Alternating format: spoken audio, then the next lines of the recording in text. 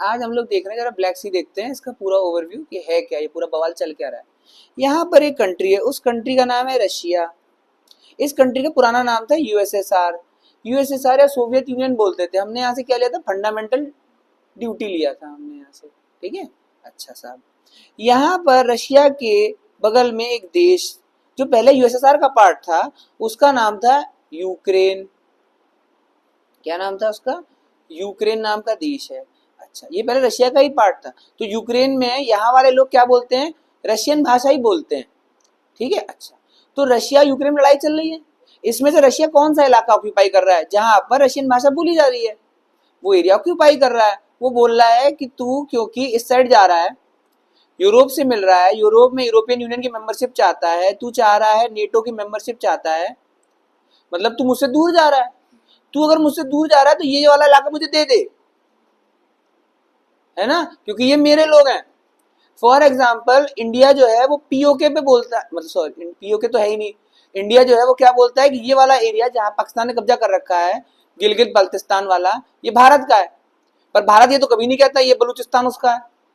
क्यों नहीं कहता है, क्योंकि यहाँ पे जो ट्राइब रह रही है ना, कैलासी ट्राइब और भी ट्राइब है, जो यहाँ पे रह रही है ज्यादातर कौन सी भाषा बोल रही है, हिंदी जैसी भाषा बोल रही है। उन्हें हिंदी समझ में आती है, इसलिए इंडिया बोलता है तू आजा आजा इधर आजा, हिंदी वाले आजा।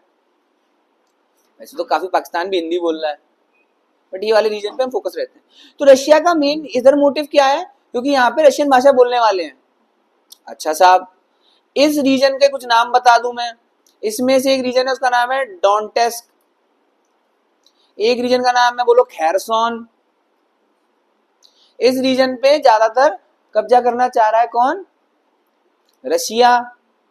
अच्छा साहब, यहां पर एक ब्लैक सी नाम का है, ये ब्लैक सी पे यहां पर यूक्रेन की एक चोंच निकली हुई है, यूक्रेन की एक चोंच निकली हुई है ब्लैक सी पे। इस चोंच का नाम है क्रीमिया पेनिनसुला। क्या नाम है, क्रीमिया पेनिनसुला। भैया पेनिनसुला मतलब क्या होता है, तीन साइड से पानी से हो, उसे पेनिनसुला बोलते हैं। फॉर एग्जांपल भारत, यहाँ क्या है अरेबियन सी, यहाँ क्या है बे ऑफ बंगाल, यहाँ क्या है इंडियन ओशन, हमारा ओशन।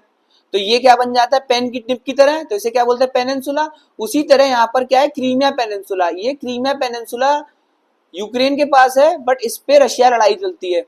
तो यूक्रेन वर्सेस रशिया का मेन अड्डा एक और कौन सा है, क्रीमिया पेनिनसुला, ठीक है। क्रीमिया पेनिनसुला तीनों साइड से किस नदी, सॉरी पानी से कवर्ड है, ब्लैक सी से। बोलो ब्लैक सी, काला सी, चंगा सी नहीं, काला सी, ठीक है। अच्छा साहब, इस ब्लैक सी पे क्रीमिया पेनिनसुला के पास यूक्रेन का एक पोर्ट है। उस पोर्ट का नाम आपके पेपर में आता है, उस पोर्ट का नाम है ओडेसे। ओडेसे, ओडेसे पोर्ट को बोलते हैं पर्ल ऑफ द ब्लैक सी।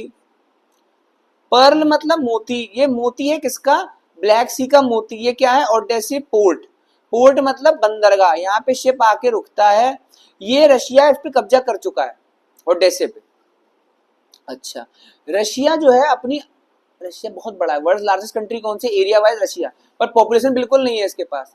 तो रशिया क्या करता है, अपने आर्मी तो है ही, पर आर्मी अगर रखोगे तो उसे तनख्वाह देनी पड़ेगी रेगुलर, इसके बाद इतना पैसा भी नहीं कि रेगुलर तनख्वाह दे सके।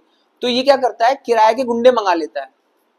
देखो आर्मी होती है परमानेंट, उसको तो हर समय देना होगा, हर महीने पेंशन भी देनी होगी, पर किराए के गुंडों को पेंशन नहीं देनी होती।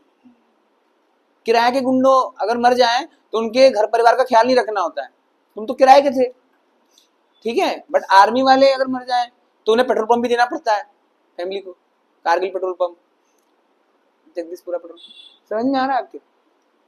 तो रशिया अपने भाड़े के गुंडे रखे हैं, उस रशिया ने, उन भाड़े के गुंडों का नाम क्या है, भाड़े के गुंडे रशिया ने रखे हैं, उनका नाम क्या है, ये एक मर्सनरीज होते हैं। इन मर्सनरीज का नाम आप जरा देखो, ठीक है। अच्छा, फिर क्रीमिया में ओडेसी पोर्ट है। अच्छा साहब, ये क्रीमिया पे रशिया चाहता है, ये वाला इलाका ब्लैक सी चाहता है, ठीक है। अच्छा, यहां पर ब्लैक सी को कनेक्ट करता है मेडिटेरेनियन सी। ये कौन सा सी है, वैगनार मर्सनरी ग्रुप था वो वाला,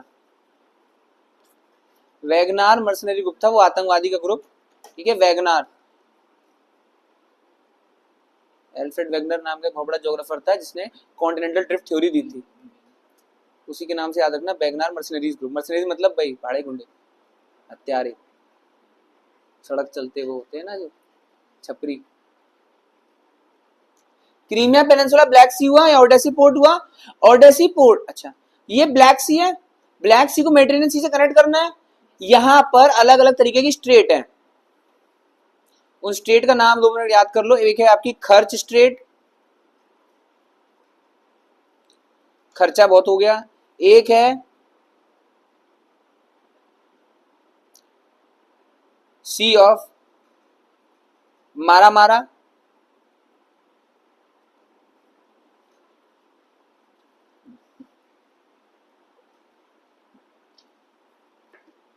और एक बीच में पड़ता है एजियन सी। ये 3 सी याद रखना, आपके पेपर में आएगा। ये कहां पर है? आप बोलोगे ब्लैक सी में। कर स्ट्रेट, सी ऑफ मारा मारा, एजियन सी। अच्छा थोड़ा और आगे देखते हैं भैया। रशिया और यूक्रेन में लड़ाई चल रही है, बीच में एक देश पड़ता है यहाँ पे, ये रशिया का दोस्त है। इस देश का नाम है, बोलो बेलारूस। बोलो बेला मतलब होता है गुड, रूस मतलब रशिया, तो गुड रशिया। बेलारूस मतलब क्या है? Good Russia, Belarus. तो रशिया और यूक्रेन के बीच में जब भी कोई बातचीत वाला होता है ना, पीस वाला, तो बेलारूस में मीटिंग होती है, वहां पे बैठ के हम बात करेंगे। बेलारूस की कैपिटल है ना मिन्स्क, MINSK, मिन्स्क, मिन्स्क समझौता ऐसे करके बोला जाता है। अच्छा, एक रशिया और यूक्रेन के बीच में, एक रशिया और यूक्रेन के बीच में हुई थी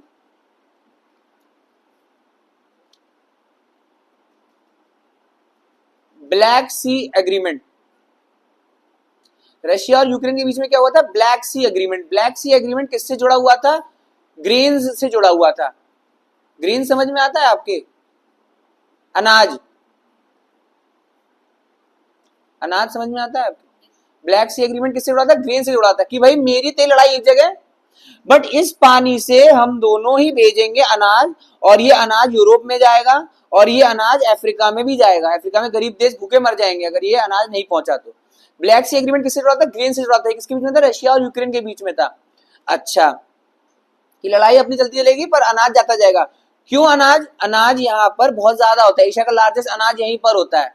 ब्रेड बास्केट ऑफ एशिया कौन सा है? ये स्टेपीज ग्रासलैंड है ना यहाँ पर, स्टेपीज ग्रासलैंड है। तो ये ब्लैक सी एग्रीमेंट, ये आपके पेपर में आएगा। Black Sea agreement related to, सबको पता है रशिया यूक्रेन, बट ये ग्रेन्स अनाज से। अच्छा साहब, तो जब यूक्रेन को अमेरिका डॉलर सप्लाई कर रहा है और यूरोपियन यूनियन यूरो सप्लाई कर रही है यूक्रेन को, तो रशिया चिढ़ गया। रशिया ने कहा तेरी भैंस की आंख, यूक्रेन को हटाया कि ब्लैक सी एग्रीमेंट से Russia pulled back, and Russia ने बोला अब तू एक बोरी अनाज भिजवा के दिखा।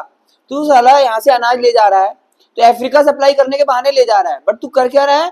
यूरोप में खिला रहा है, और ये यूरोप वाले फिर तेरे गन सप्लाई कर रहे हैं, तू मुझे मार रहा है।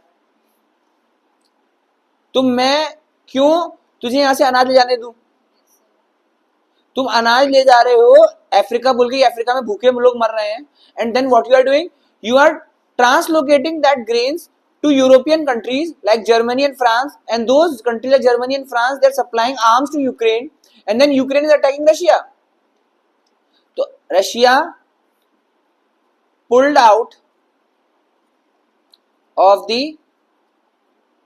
Black Sea Grain Agreement.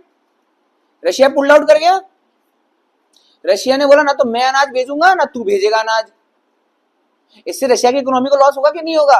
Russia का अनाज जा रहा था, फ्री में तो नहीं बांट रहा था वो, यूक्रेन भी फ्री में नहीं बांट रहा था, पैसे ले रहा था, तो दोनों की इकोनॉमी को लॉस हुआ।